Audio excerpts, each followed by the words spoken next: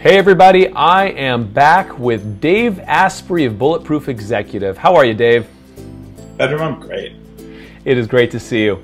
So just for our audience to know, Dave and I have grown to become great friends, and we're having a wonderful time helping people navigate this crazy world of ancient meets brand new, and technology meets Zen, and all kinds of interesting things that are now up front and center for our generation. And obviously you can recognize his face from the movie. He is a strong voice in the movie. And Dave's got this wonderful background of having had to do a lot of investigation for himself as to why he doesn't feel well, why things weren't working out, and what was wrong with his brain and his body reacting to mold, and all kinds of really fascinating stuff that you can get from his wonderful podcast on iTunes. And so, Dave, you're like a cowboy who's out there just taking arrows, and you had to figure a lot of things out on your own as a pioneer, really. And so you're really at the crest of the wave of this biohacking thing. So I'd love for you to just kind of qualify that statement a little bit and tell people what biohacking is and how you stumbled into it, and then we'll go from there. Biohacking is the science and the art of changing the environment around you and even the environment inside of you so that you have control of your biology. It's how to make your body and mind do what you want them to do, so you're actually in charge instead of letting other factors you don't even understand be in charge of who and what you are. And that's a powerful statement, but we have the technology now to allow you to control the environment around you. I can turn my lights off.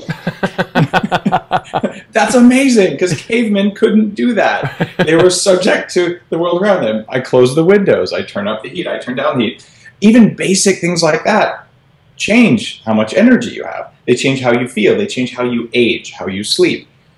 So it turns out there's a whole pattern of unconscious behaviors that we do, and we do some conscious behaviors that are actually bad for us because we think they're good for us. And what I found when I weighed 300 pounds and my brain started to fail in my mid-20s, this is 15 plus years ago, I found that I was doing what was supposed to work, but when I started gathering data about what worked and what didn't, that, oh my goodness, it's not working and I'm actually getting worse. So part of biohacking is you sift through all sorts of information out there. You look for the traditional things you do to find credible research, but then you test it. And if the research says something works, but when you do it, it totally doesn't work, then either there's something else to pay attention to, or it's not right. So maybe it's you, maybe it's something else, but whatever it is a very focused effort on doing what works rather than what's supposed to work. Love that, because we live in a world where there's prescriptions for everything. We're told what to do. We walk around like sheeple, and if what the doctor gave us didn't work, then oh well, it must be our fault. And you're one of those guys that didn't take no for an answer, and you got out there and you started working your own biology to figure out what was working for you. And one of the things that's a really powerful entree into what we're going to talk about here is you found out that you were extremely sensitive to something in the environment called mold. And most people don't know, and I know you're working on a whole movie about this, which I'm really excited about, but this is something that your body was reacting to, and your system is doing what it's doing, and all of a sudden it gets overwhelmed by something from the outside, and all of a sudden collapse, failure, fatigue, weight gain, all that. I'd love for you to get into that a little bit. I grew up in a basement in Albuquerque, New Mexico. The basement had been flooded, and my bedroom had wood paneling on the walls. And water-damaged buildings, when that happens, a fungus can grow inside the walls. You don't even see it. You might smell it, you might not. But it has toxins, actual poisons that are made by the fungus. Even if it's dead, they're still there. So we never understood why. I was always inflamed as a kid. I was fat. In fact, this stuff contributes by making synthetic xenoestrogens that are thousands of times stronger than normal estrogen. In fact, I have stretch marks that I got when I was a kid from excessive estrogen. I also had nosebleeds, sometimes 5 or 10 times a day, which is a classical sign of toxic mold exposure. I also had bruising. I'd just get bruises for no reason. It was because my body was so affected by this mold, not as an allergic response, but as a toxic response, that I was using all the vitamin C that I ate in order to try and detoxify this stuff instead of using it to make collagen. So my capillaries themselves were leaking because I was lacking nutrients that would have allowed me to successfully fight off these toxins. You go to the doctor, say, hey, there's something wrong with me. What do they say? Well, I went to a bunch of specialists because I had rashes all over the place. I had asthma, which is also, those are both highly correlated with toxic mold exposure.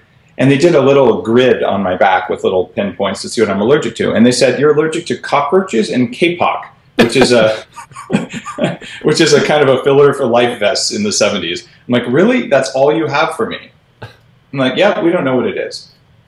When I look at it now, they actually didn't know. It's not their fault. They weren't trained in this. In fact, while I'm working on the toxic mold documentary, I've talked with some of the top mold experts in the country, physicians treating patients, and they don't get any training in medical school about mycotoxicosis or about what happens here. And when I talk with people who do work on buildings, people who test for mold, they're saying flat out 30 to 50% of houses have a problem with mold in them because we build these really modern structures that are tight. We use poor quality lumber. We build in winter. We get humidity problems. And what happens isn't that like, oh, it knocks you over and you're bleeding out the nose and eyes and it looks like you have Ebola. It's nothing like that. What happens is that you're tired all the time. You get symptoms of fibromyalgia, chronic fatigue, multiple chemical sensitivity. But worst of all, your brain kind of turns off and you just don't feel very good. So I got a brain scan done by Daniel Amen with his technology, and Amen's a very famous, basically brain scientist now who's written a dozen books about this. And they look at metabolic activity in the brain. And my scan showed a dozen years ago toxic exposure in the brain, huge parts of my brain where there was no metabolic activity where there should be. And this was showing the response that I had to my environment. Now you could say, okay, Dave was really trashed, except when I had that brain scan done, Pedram, I was getting my MBA at Wharton, one of the top 3 business schools, and I was working full-time at a startup that sold for $600 million. I was performing. So it's not like I was disabled, but I was so tired. I was angry all the time. I could barely hold it together. I had just all this enormous stress, and some stress is emotional. Some stress is biological. I had an unfair helping of biological stress that came from the mold in my environment, and that combination of things made me even worse. So it turns out the stress of school, stress of work, stress of relationships, plus stress of environmental toxin exposures that were basically invisible to me, that added up to be quite a big load to take care of. Yeah, that's a fascinating piece, right? Because you were a high-functioning dude, right? So you're a business guy. You're selling a company for $600 million and all this kind of stuff that are worthy of cultural accolades, right? So you've built up culture. By the way, I didn't get to keep that money, just so we're clear on that. Totally. So it was done on your back, right? Exactly. But it's like, wow, here's a successful dude. What's he complaining about? And on the inside, you're falling apart. Right, and this is a huge piece that is super relevant for modern living, is that, feeling exhausted all the time isn't normal, right? Feeling cranky all the time isn't normal, but we just assume it's okay because we're getting through our days and kind of stumbling through the motions. I couldn't have even told you that I was feeling cranky because it was a constant state for me. Like, I'm driving. Like, how do you drive without your middle finger? I mean, seriously. Right? And that was how I was. And when I look back on it now, it's kind of embarrassing, to be perfectly honest. But what had happened and what I actually saw in the scans of my brain was that my prefrontal cortex, like the most recently evolved, quote, human part of the brain responsible for integrating what's happening from the mammal brain and the rational brain, when I was trying to pay attention, there was no metabolic activity. The cells themselves, the mitochondria, were not using fuel. So it was like, okay, some stressful event happened and I would respond from a fight or flight response almost entirely. And as an evolved human, that's the last thing you want to do, because then you'll see everything as a threat or everything as an opportunity to take advantage of something else. Whereas the world actually isn't really that black and white. And quite often there's an opportunity to help someone, even if your nervous system might immediately perceive a threat. You're like, oh wait, that wasn't a threat. That was someone who needed help. And if you take someone who comes to you needing help you can easily provide, and you treat them as an enemy instead of as an opportunity to serve, the effect on your nervous system, the effect on your cortisol, the effect on your happiness and your ability to live a fulfilled life is dramatic, and it's not good. You know, it's interesting that we get into this mess having, and we obviously circled around this a lot in the movie, is, you know, we get to the height of our evolution, we get access to seafood and all kinds of wonderful things that helped us get better at tools and, you know, cultural stuff like art and communication, and we just got better at the life thing. We stepped away from survival to a certain extent where we had a cushion. We started developing, you know, our arts and you know, what made us human and gave us that rational thinking and that prefrontal cortex to kind of have impulse control and all these wonderful things that, you know, made the Greeks famous, right? I mean, ethics and morality and all this wonderful stuff. And the irony is that the parts of the brain that set us apart from the monkeys are the ones that are shutting off in guys like yourself and me and everyone that's been in this situation where stress has overwhelmed us to the point where we can't be our human selves. And obviously on the meta level, look at what we're doing culturally to our environment, to our food system, and all the things that have become part of that fallout, in that we can't make long-term rational decisions to save our own future because we're too busy worried about, you know, who threw a rock at who in Palestine and what happened, you know, in Ukraine and all this kind of like short-term conflict, you know, tribal stuff. There's another layer to this. The reason that these molds that have direct cognitive effects are so aggressive is because we did it to them. So 30 or so years ago, we started spraying highly mutagenic antifungals on our crops. And most of the fungal things there would just die. But the ones that remained mutated very quickly, like X-Men level of mutation. And they're pretty pissed off. And when mold is pissed off, it makes a lot more toxins. Then we come along and we start spraying Roundup or glyphosate from Monsanto and company onto these molds, and they make about 500 times more toxins. Most of the molds that harm us, that grow in our houses, are actually soil fungus. And they're soil fungus that has drifted genetically because we've been really basically wailing on them for 30 years. So we have more aggressive toxic species that grow in our walls, but they're also growing in our food. And different countries have different levels of toxins that are economically allowable, and those are safe. And what I'm finding in the research that I'm doing is that the levels that are deemed to be safe are certainly not ones that are designed for maximum cognitive function, for keeping your prefrontal cortex turned on. So when you can have fresher, higher quality food that hasn't been stored for a long time and shipped in a container ship in unknown environments from China or from somewhere else, that you're actually lowering your toxic exposure. And it's a cumulative exposure thing. The less you can get, the better. It's not going to kill you if you get 3 parts per million of something here and there. But if you can systematically reduce that exposure, the first part of you to benefit is the front of your brain, your prefrontal cortex. So you can pay attention better. And you pay attention to what's out here, but you can pay attention to what's going on in here. And you can basically stop being such a jerk when you don't want to be a jerk. Being a jerk to others and also being a jerk to yourself. Yeah. Because I'm a jerk to myself when I think it's okay to have a bowl of cereal, right? And not, I know better, but it's like, oh, I'm hungry, and I just kind of circumvent the rational parts of the brain and go do something dumb. And so, you know, the whole point is to wake up the parts of your brain that wake you up to that behavior. Now, you made a point that I just want to kind of stay on for one quick second, because this is something that, you know, I know someone out there was thinking. It was like, well, then the caveman was in some moldy cave, and what did they have to do with the mold? And so I think that's really important that you mentioned that we messed with this mold and now it's become a super mold, because our ancestry comes from, yes, of course there's mold in the environment, but there's checks and balances between mold and bacteria and all these other types of things. I'd love for you to talk about just in terms of like the ecosystem of all this.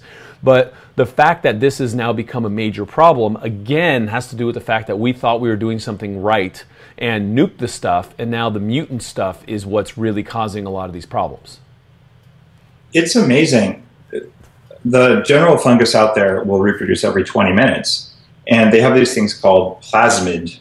Plasmids are part of your genes. So most of the time when we evolve, or any biological entity evolves over time, a single gene will change. So you get this slow genetic drift over many generations. But when you turn on plasmid level mutations, it's like a whole set of genes mutates, and plasmids can be traded like baseball cards between different species. So this fungus meets this fungus, and they're like, hey, you want to trade special powers? So then there are some crazy places, for instance, in Florida, where they use these highly mutagenic fungicides, and what grew in the soil is actually a cyanide-producing fungus. So the soil is now sterile. Nothing will grow there. And like, oops, so they sort of stop growing things there and move on somewhere else. But what's going on is kind of uncontrolled, accelerated evolution of these fungi. And what can we do about it? Well, we can balance out the biome in our homes. Our houses are generally not full of fungus, but then you get a water leak in a wall, or most often you get condensation inside a wall because some vapor barrier wasn't put in place because a contractor was saving a few bucks here and there during building. So you don't know it, but inside the wall, there's water, there's paper, which is what drywall's made out of, and there's no competition. There also isn't a very good food source. So you end up growing mold inside the wall. You can't see it, but the chemicals from the mold, not even the mold itself, but just the poisons it makes to keep other things away, come out. And the mold is stressed because it's not a natural environment. So because it's stressed, it makes more toxins. And now all of a sudden you're exposed. In a cave environment, there's some circulation or no one would be sleeping there. And there's a mix of different molds and bacteria that naturally balance. So one of the things that I'm working on with a company called Homebiotic is actually changing the bacteria fungal balance inside the home, so that when we're building homes or when we're doing kind of cleaning or looking under sinks, we can ensure that there's a balance, so that should there be water leaks, which are so common, like we said, a third to a half of houses, according to the mold inspectors, have an issue, then maybe we can arrange for a healthier balance instead of just a one-sided, hey, here's a fungus with nothing competing, it'll just go crazy. Yeah, that's, okay, so we spent so much time talking about the microbiome and the soil microbiome and the good bacteria. I think this is the perfect place to talk about where fungus comes into that mix, because that's just another piece of this salad of life that has always been there, and that balance seems to be a little messed up. So where are the checks and balances between the bacteria and the fungal agents that we need to know about? Let's think about cheese. So we set out some milk, and it's got some sugar in it, it's got some protein, it's got some fat, and we culture it, which means we introduce bacteria or a mold, or usually both. And what's happening there is the mold says, this is my cheese, and it makes a noxious compound, maybe that nice stinky cheese smell. The bacteria is like, oh yeah, this is my cheese. And then it makes its own compound to fight the fungus. Right? So what we have is escalating chemical warfare between fungi and bacteria. And that's okay, that's how it's always been. The difficulty comes when one of those two things makes excessive toxin or makes a new kind of toxin that we aren't that well equipped to deal with. And then it gets even more complex because our own genes influence this. It turns out that 28% of people like me actually, are genetically adapted to basically be marauders. So I have some Northern European genes. By the way, these aren't only Northern European, but it's a good example. Like you find this genetic sensitivity in all races. But my immune system is optimized for me to be able to be shot with an arrow or cut with a sword. I'll clot quickly, so I won't die. And I won't get sick when I went into your town because I have an aggressive immune response. So like, okay, I didn't get the plague, I didn't die, and I got to steal the gold, and I got some food, and woohoo, let's go do it the next day. Go Vikings. Right, pretty much. The problem there is that when you take someone with this set of genes, again, more than 1 in 4 of us, and you put us in an environment where there's low exposure to these mold toxins all the time that we're breathing, and then you put it in our food, and according to the FAO, around 25% of the world's crop has major mycotoxin problems, and there's very limited testing of the foods we eat. Cavemen either ate moldy food or they ate perfectly clean food. They didn't get constant chronic exposure to millions of pounds of food all mixed together, so there's basically guaranteed level of mold toxins you eat every day. Wow. So now my body's like, okay, if I want to be ready to respond to a threat, I should mount an aggressive response. So I get chronic inflammatory responses throughout the body. And I can turn those off by lowering the exposure to molds. The rest of people who don't get chronic inflammation still get gene damage, DNA damage, synthetic estrogen exposure, and there's tons of links from these toxins in our food and in our environments. Heart disease, cancer, like the big diseases that are affecting humanity. Crohn's, 85% of people with Crohn's have aflatoxin in their blood that's detectable, and they shouldn't. So there's all sorts of weird links to what happens in our gut biome, our healthy bacteria, when you breathe an antibiotic, which is basically what you're getting when you breathe a mold toxin, or you're eating food that has naturally occurring antibiotics in it, you're changing your gut biome. You're changing the biofilm formation inside your sinuses. The bacteria there will actually form aggressive biofilms that make toxins right next to your brain if you're exposed to mold toxins. So it's this crazy check and balance, but when you allow mold in the environment to enter your body, the natural microbiome inside your body will change in response to it the same way it changes if you take penicillin, which is one of our original mold toxins.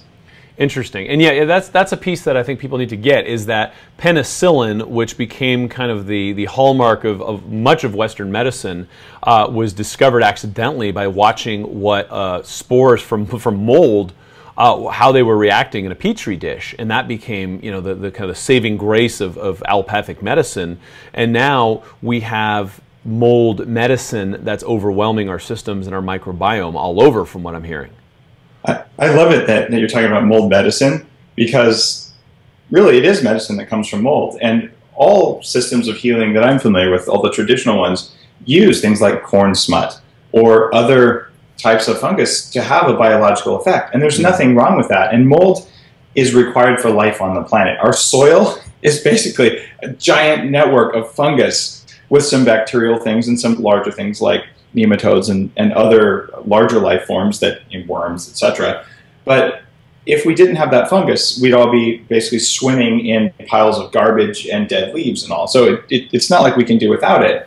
But what we did to our bodies with antibiotics over the past, 70 or so years? Probably not even quite that long, 60 or so years. We've actually changed our gut biome. We've saved millions of lives with antibiotics. Let's not hide that major fact. But we've also caused a lot of chronic illness because we messed with our gut biome. Well, starting a few decades after that, we started messing with the soil biome of our planet the same way we messed with our gut biome. And what we've done to our soil is really not okay. And what we're doing at an even accelerated basis because of genetically modified crops and all of the chemicals that we spray, it's basically doing to the planet what we already did to the biome in our gut. And that may be even harder to fix than your gut biome. You can always take probiotics and eat resistant starch and do some other things to repopulate your gut. Try repopulating Idaho. That's a bigger project. Yeah, and I think that's a worthy one, and I'd like to talk about that in a second. But there's so much that's just kind of falling in here now. And one of the things I'd love to just talk about for a quick second is, people go, well, cavemen didn't have this problem. And it's like, well, cavemen didn't have the population density. Like, we didn't have these major plagues until we lived on top of each other and threw poop out the windows in cities in Europe, right? And then all of a sudden people started getting sick. And so that the concentration of life and filth and bacteria created the problems that, kind of were saved by antibiotics. And now that we've messed with the soil and we've really kind of messed up the symbiotic dynamic between the bacteria and the mold, it's kind of like all bets are off, is what I'm hearing from you. It's true. We've never done this before. And people say, well, cavemen didn't have these problems. Cavemen ate such a different quality of food than we got. Sure, there were famines and plagues and whatnot for cavemen, but not like we have now. I have this really cool book from the 1890s, and it's a story of a guy who traveled from the East Coast to the West Coast on a wagon train, and it's his own personal journal. It's just a really well-written one. I picked it up at 10 cents at some old bookstore. It's something about Death Valley. But it's amazing because he describes in a lot of detail, oh, well, we were hungry, so we just walked out. I've never seen so many animals. I just shot something and ate it every single day. Oh, yeah, today we had this. Until he gets to Death Valley, he's like, man, now I know why they say eating crow is bad. I had to shoot a crow and eat it. But nature provided his food the entire trip. This was only 100 years ago, right? So it was just freely available. He didn't have to really think about it. There was always a fish. There was always a bird. There was always a rabbit. And it was literally a fresh smorgasbord. And you look at what we're doing now and saying, well, cavemen didn't have these problems. Yeah, cavemen didn't eat grains that were overly processed in the fields. In fact, what we're doing now is we're spraying Roundup on the grains to force them to ripen prematurely. So the residues there are much higher than they should be. That also causes the fungal problems in the crop to be amplified. And then we store it for a while, and so the mold gets even worse during storage. And then we eat these things that keep you alive, but they introduce a bunch of toxins. It's unrelated, because cavemen didn't eat grain, and they didn't eat moldy grain if they did eat grain. So to say they didn't have these problems, it's like, well, yeah, they didn't have a lot of things we have. Yeah, well, and that's just it. I mean, there's so many of these comparisons that are challenging because fundamentally the food that we eat is different. The soil that we're walking on is different, and the environment inside of our guts is different because, you know, caveman used to drop onto a knee when he came across a river, dunk his head in there and drink with, you know, bacteria and all, and that was part of the ecosystem that he shared symbiotically with the world around him. Now it's like, you know, is there motor oil? Is there, well, you know, what's in this water? Can I drink it? I mean, how many people do you know that drop and drink from a stream? It's a risky thing to do in most of the world right now. Yeah. Yeah, and that's our fault. I mean, we've done that. So then the question that I have, and I don't know if we're going to have all the answers here, but I'd love to discuss this with you because you're just such a neat guy, is what the heck can we do about this? Like, how do we step out of this? It's one thing to say, oh God, we really blew it. Now it's time to, you know, let the whole thing go up in flames.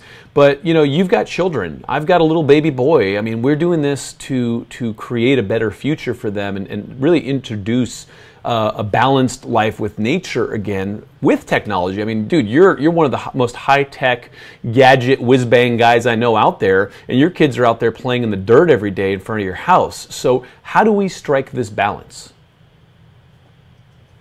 The first step to striking a balance is acknowledging the problem. It is far easier, especially if you're tired and toxic all the time, to just be like, it's overwhelming, I'm not going to think about it, give me another Pop-Tart.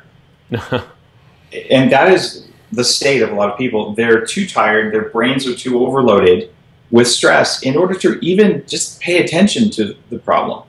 The second thing you can do, though, is if you acknowledge the problem is there, is you don't have to solve the problem perfectly. You just want to make slightly better decisions to help you move your health in the right direction. My wife, Lana, a physician, and I studied what we could do here because she was infertile. And we wanted to have kids. And we changed our environment around us to turn her fertility back on. And it's amazing what happens, because by making not perfect choices, but just slightly better or different choices, knowing some of these variables in our environment, we were able to restore her fertility and have two extraordinarily healthy kids, which is remarkable because the traditional path would have been tens of thousands of dollars of fertility treatments, et cetera, and a highly mechanized birth. As it was, and we were able to basically do it the old-fashioned way. And I appreciate that, but it wasn't from being perfect, it wasn't from knowing everything, it wasn't from solving all the problems. It was from picking ones we could solve and just slightly optimizing choices. If you look at where you have the most leverage, you have the most leverage for the next generation. If you do things right when a baby's in the womb, especially in the first trimester, you can get the most benefit with the least amount of work. The longer you wait, the more time it takes. So we can do things to the environment that we control now to really change how our bodies respond to it. An example there is that at night, when you stare at bright lights, you're turning off your melatonin production. Our bodies are still animals, so they know if it's bright, then it's daytime, and it's not time for sleep. And they know that if it's dark, it's nighttime, and it's time to make nighttime hormones like growth hormone, like testosterone, and like melatonin. So what if you put, this is going to sound radical, a dimmer switch in your house? Dun, dun. That alone can make a difference, because now you can send a signal to your body that says it's nighttime. You know in your conscious brain it's nighttime, but your body doesn't know because it doesn't listen to your conscious brain. So you can help your body adapt to the environment. So what do we do at night? We have little night lights that are amber, that don't affect melatonin, and we use dimmer switches. So at night, my kids know the house is darker at night And we don't turn on bright lights in the bathroom when you get up to pee. We have dim lights in the bathroom. It's not that big of a deal. Little changes like that, though, help our bodies feel connected to the natural rhythm and cycle of nature. We can change our food to be less toxic and to contain more of the things that give us the most energy. And one of the most important things on my own path to going from basically having serious cognitive dysfunction and weighing 300 pounds to performing at levels that honestly I didn't know I was capable of when I was 20, just because I'd always been kind of foggy and fat and cranky. It's been addressing the fact that we're getting more toxins from our environment than we were ever evolved to do. So you can help your body trap and eliminate toxins. You can do things that help you bind metals when you eat fish. Fish shouldn't be full of mercury. It's full of mercury because we burn a lot of coal, and the coal puts mercury into the ocean, and the fish absorb the mercury. You can take chlorella, which absorbs that. So it's a small habit change. Oh, I'm going to have sushi. I'm going to have 20 or so of these little green tablets that help allow me to enjoy the sushi, help me get the nutrients and the essential fats from the fish, but bind some of the toxins that are going to be in there. You can take more selenium. So what we've done here is say, oh no, bad toxin, avoid it. We've said, okay, it's there, but we're going to eat. So let's eat, but let's also address this. Take more vitamin C. Do things that raise your liver's glutathione. Do things that help other detox pathways. And use a sauna. Exercise. Things like that just help you to excrete things. And you'll find the first part of your body that benefits, aside from maybe your skin, sometimes that can just really, really show, but it's your brain. You wake up and you're like, man, I feel like myself again. I got all the stuff done today, the stuff that seemed like it was overwhelming.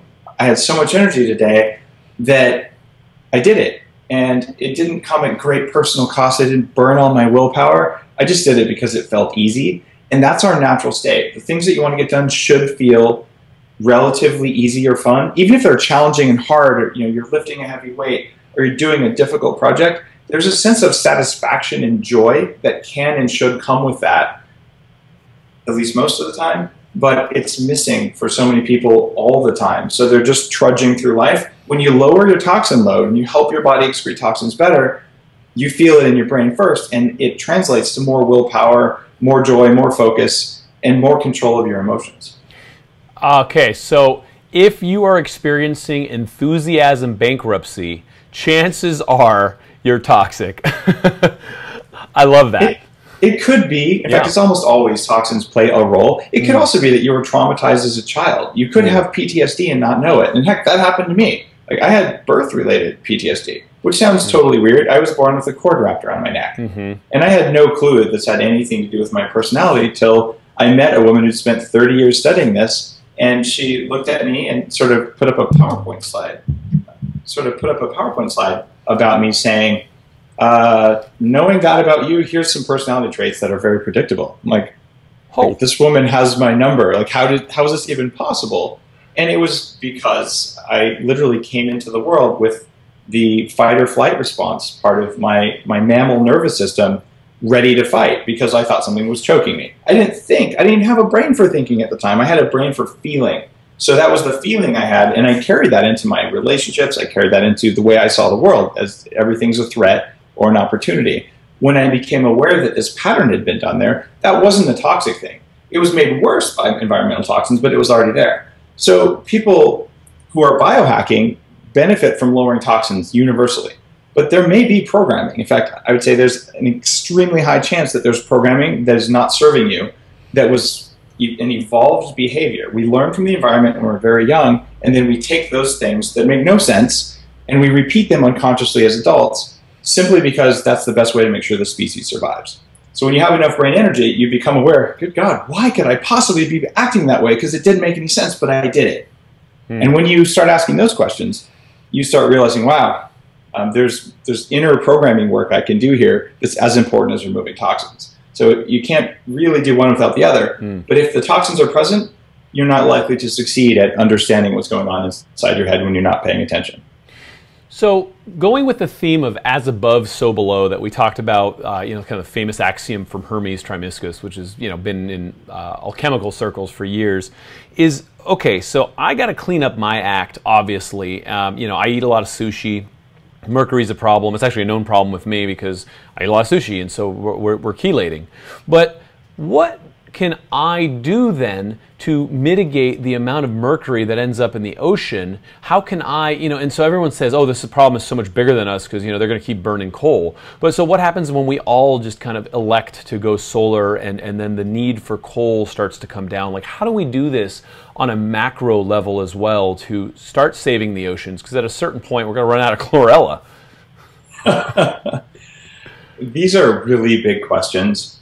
And a lot of these are being worked on by this next generation of entrepreneurs who are just turning 20. Mm-hmm. I had the great fortune to sit next to Peter Diamandis for a day and to talk about this. And he's like, oh yeah, we'll trap an asteroid worth $5.4 trillion that's full of rare earth metals we can use. Because here's a problem with solar. We can't even make enough solar panels because we'll run out of the elements we need. They aren't in the Earth's crust. And if they are, extracting them will destroy the environment even more. Mm. So solar is a great panacea, but without raw materials, it's as painful as coal because you end up just saying, well, did you want an iPhone or a solar panel? Because we only had enough platinum group metals to make one. Mm. So we're going to have to address that. And the other thing is make it economically useful. So what is the value of mercury as an industrial metal? It's actually high. Is there a way to get it out of seawater? Not a cost-effective one that we know of today. At a certain point, will there be one? Probably. The other thing is the plastic in our oceans. We have these enormous things, the size of giant states where the ocean's basically dead. But here's something interesting. That plastic chemically attracts things like DDT and petrochemicals to it, which is bad because if you're a fish and you eat the plastic, then you're going to be exposed to all of the chemicals that the plastic absorbed, and you're going to become more toxic. Then we eat the fish, and we end up getting fed that stuff. Bad news. But if you flip it around, you go, wait a minute. Plastic comes from oil. It takes a lot of money to make plastic. It's environmentally intensive. We have an unlimited supply of plastic. Unfortunately, it's in small pellets of mixed type, and there's poison on it. Those poisons are valuable chemicals when you know how to transform them. So going back to your as above, so below alchemical things, it's time for us to start looking at the molecules that are available to us, because we can have a ship right now go out and collect all the plastic in the ocean. We just don't know what to do with it. And the answer is figure out what to do with it, make it economically viable, and that alone will change the entire ocean chain. And there are other things like stop fishing when there aren't enough fish, allow the fish to replenish themselves, things like that, basic ocean management. Some of that's going to require international treaties and agreements that are honestly likely to cause wars between some countries because fish are such a vital resource. I don't know what's going to happen there, but overfishing, allowing one country or just one group of humans, whether they're in a country or not, to take all of a certain kind of fish so that they can't reproduce, it's unconscionable, and we've got to stop that. At the same time, no one wants to starve. So alternative food sources, maybe even from healthy types of fungus, these things are coming. And if they don't, we're looking at large numbers of people starving or going without water and other problems. So tech has to fix the solution. We broke it, and it's up to us to fix it. And doing it without technology might well be impossible. Well, exactly, because I mean, we can't reasonably just go back to caveman days and start, building fire with our, sticks and stones and stuff, expecting anything to go back, because that regression is too late for that. So as a guy who came from the Silicon Valley venture capital universe, where you were around a lot of this innovation, share with us some of the enthusiasm around this energy that's surging, really, of people that are willing to put money into solutions-oriented businesses, and how that kind of new green boom is really the future of it. I mean, we said this before, the billionaires of the future are going to deserve it. I mean, that's kind of one of the premises of the movie is, is we are the generation that needs to do this. What do we need to do to make that happen? And you have sat kind of on the front line of that, where the rubber's hitting the road. I mean, the money, the checks are being written for some of these disruptive technologies that are really encouraging. Some of the things that are pretty amazing, one of them is right here above me. This is an LED bulb. I've widely hated LED bulbs because they basically suck. The light quality they give has been terrible. They flicker because we use cheap equipment. Even LEDs flickered. But the new generation of them, this is from Philips, Cree makes them too. They're actually the right light spectrum for our eyes. They're warm white, not that cold blue, harsh white light that causes neurological stress. They use a fraction of the power. They're mercury free. They don't heat things up. They don't waste electricity. So things like this, if you replace your $2 light bulbs with $12 high quality LED light bulbs and completely never again touch a mercury gas, if one breaks, it can mess you up if you breathe what was in there. So get rid of those nasty curly light bulbs because they're energy inefficient, they're bad for the environment. Put them in sealed bags and take them to the toxic waste recycle place because that's what you should do with that kind of light. And get these lights. You'll spend a couple $100 to outfit your whole house with lights. You'll save that in your first year in your electric bill. If all of us did that, we would actually noticeably reduce the amount of coal that we were burning. So this is an innovation. I remember when the first blue LED was made. Wired magazine wrote this giant article about how it would change the world. This was only 20 years ago. And it has changed the world because we have LEDs everywhere. So something as simple as that is transformative. And these are getting faster and cheaper and cooler and smaller. So this light bulb, when you look at it next year, will probably be twice as efficient. It'll be less hot.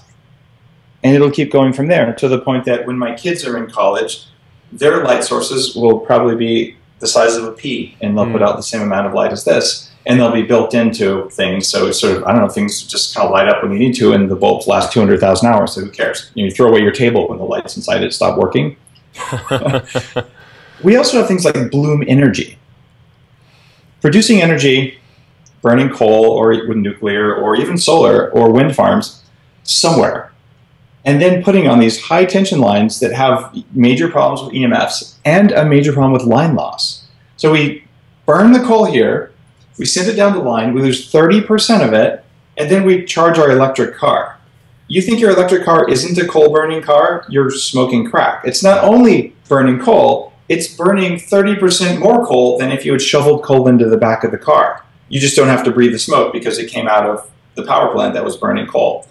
So one of the reasons that we have all these electric utilities, all these poles carrying power around, is because that makes it easy to control and meter and sell, and it's been a major business and it's changed the world. We have the technology now to allow local, environmentally efficient production of electricity at an office building, even at your house. So the next big wave to come here is the dismantling, or at least the reduction of the use of, a lot of our electrical grid, because it's cheaper, safer, faster, and easier, and far more resilient for us to have very small, very local power production that's environmentally clean. That means we don't have concentrated sources of pollution, we don't have nearly as much mercury in our oceans, and if you need more power, you can put another power production unit near your house instead of basically hoping you can pull more power down the line and you don't get brownouts and blackouts. So we're changing the very way we interact. We're using less energy, getting better lighting as a result, and we're actually changing how we create the energy. And then we can use that to desalinate. We can use that to run the incredibly complex water filtration system that I have. I live on a 30-acre property that's turning into an organic farm. And the reason I live here is because I have 2 young kids and because I actually can grow what I eat. And I feel amazing when I do that. And I travel all the time on airplanes. It's not like I'm Mr. Organic. But my kids, they play in soil that still has an intact biome, and I believe it's terribly important for them. At the same time, the water I get comes from an aquifer, and I don't know what's in there. So yeah, we filter our water, and that takes power. So when you look at what all of us should be doing in our homes, we should be filtering our water. That takes resources. But it's becoming more and more efficient to take things that used to be central and decentralize them. And that's what's actually going to enable a lot of the changes that we're talking about. That's fantastic. I mean, and then the scale, as that goes up, these prices would go down. I mean, right now to do that on a smaller scale would cost approximately how much? I mean, we're talking a couple $100,000. Are we talking, home units? Where are we at now with that tech? It depends on where you live. It depends on what you're doing with it. Most of the Bloom Energy things, last I looked at them, were focused on industrial facilities. I spent the first part of my career helping to create modern cloud computing. The company was called Exodus Communications. Google's first servers were in our buildings using our power and our bandwidth. Like, what an amazing thing. Hotmail's first servers, like, wow. And the big problem there is The internet that we're all used to having today, it runs, but that means power is always on for the servers. Like Google doesn't have a power outage, and if they do, it's on a small part, so you don't know that it happened because everything keeps working. So power at those kinds of things, industrial manufacturing facilities, they're willing to spend a few $100,000, even to a few $1 million to make sure that mission critical stuff stays mission critical. But these new technologies are rapidly shrinking and becoming smaller and smaller.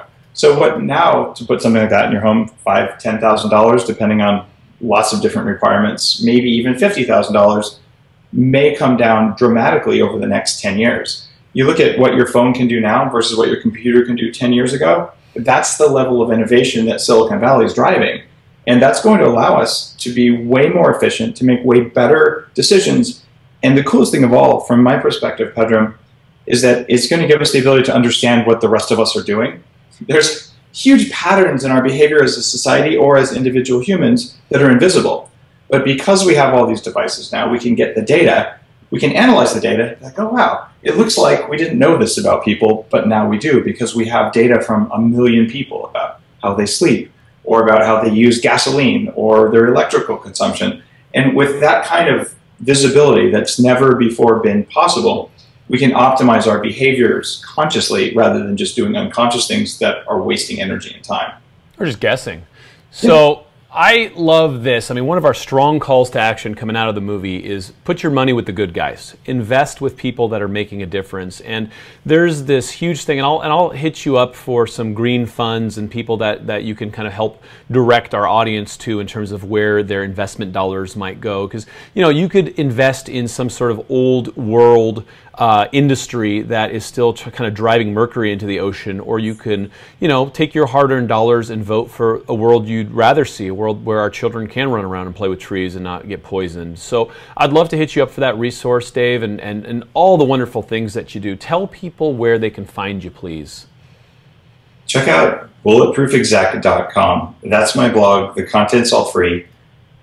You can get information on what to eat to perform better there. And it's amazing what happens when you do that. But that's just kind of the opening thing. Once you start feeling better, you have energy that you can then use to apply to change yourself or to change the world around you. And that's the real goal of starting this blog, is that I ended up spending $300,000 in 15 years. I run an anti-aging nonprofit and have for a decade because the information that I needed for myself wasn't there. And I started that so people could get access to the things that helped me, just because it seemed fair and that it would just help people.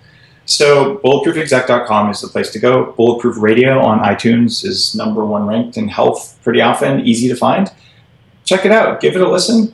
And Pedram, people should be paying attention to your work.